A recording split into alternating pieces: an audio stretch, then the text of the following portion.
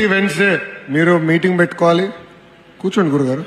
ప్రతి వెన్స్డే మీరు మీటింగ్ పెట్టుకోవాలి. మీ పైన కూడా బాధ్యత ఉంది. కార్యకర్తలందరినీ కలవాలి, మీరు మాట్లాడాలి. ఇన్ఛార్జ్ గారు అక్కడ ఉన్న ఎమ్మెల్యే గారితో కూడా మీరు డిస్కస్ చేయాలి. ప్రతి వెన్స్డే కార్యకర్తలతో పెట్టుకుంటే తరచుగా కూర్చోండి, ఎమ్మెల్యే గారితో కూర్చోండి, సమస్యలు పరిష్కరించుకోండి.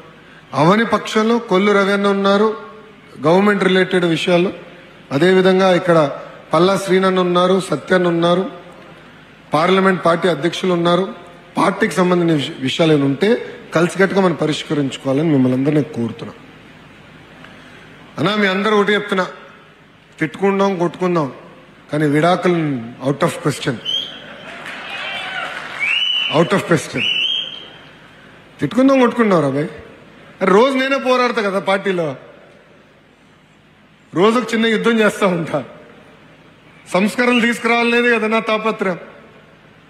మన పార్టీ ఆవిర్భావ దినోత్సవం ఇప్పుడు మళ్ళీ చెప్పా, గతంలో ప్రతిపాదన పెట్టా, 3 టర్ముల కన్నా ఒకే పదవిలో ఒక వ్యక్తి ఉంటే అతనికి ప్రమోషన్ అని ఇవ్వండి, లేదంటే డిమోషన్ అని ఇవ్వండి, లేదంటే ఒక టర్మ్ బ్రేక్ ఇవ్వండి. ఎందుకంటే యువరక్తం పార్టీలో నిరంతరం పారాలి.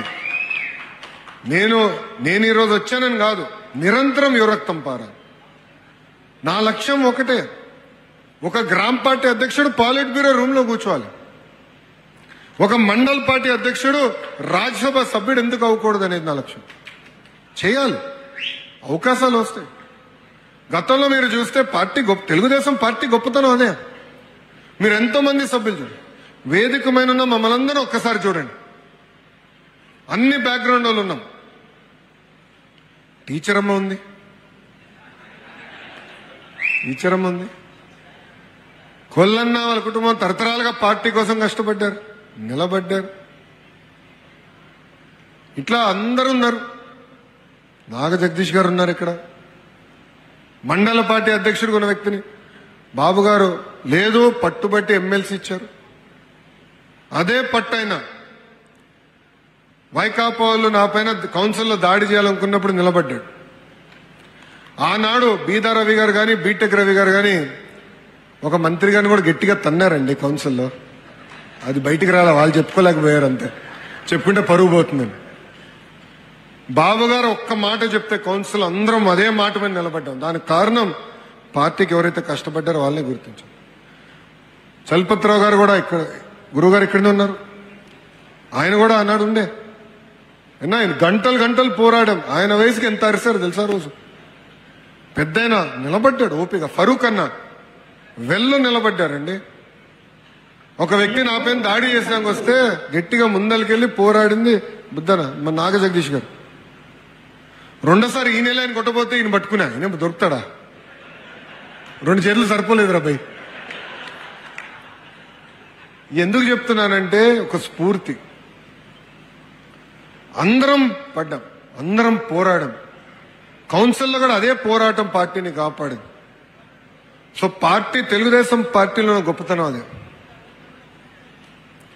నేను ఇక్కడున్న కార్యకర్తలందరినీ ఒక విషయం కోరుతున్నా, మా చుట్టూ మీరు తిరిగితే పదవులు రావు రాబోయ్. మళ్ళీ చెప్తున్నా, వేదికమైన ఎవరి చుట్టూ తిరిగినా మీకు పదవులు రావు. చంద్రబాబు నాయుడు గారు సింపుల్ గా మీ సభ్యత్వ నంబర్ కొడితే మీ చరిత్ర అంతా వస్తుంది. బాబు షూరిటీ, భవిష్యత్ గ్యారంటీ ఎవరు బాగా చేశారు, సభ్యత్వం ఎవరు బాగా చేశారు, ఎవరి బూత్ లో ఎంత మెజారిటీ వచ్చింది, ఎంతవరకు కార్యక్రమాలు చేశారు అనేది చాలా సులభంగా చంద్రబాబు నాయుడు గారు తెలిసే పరిస్థితి.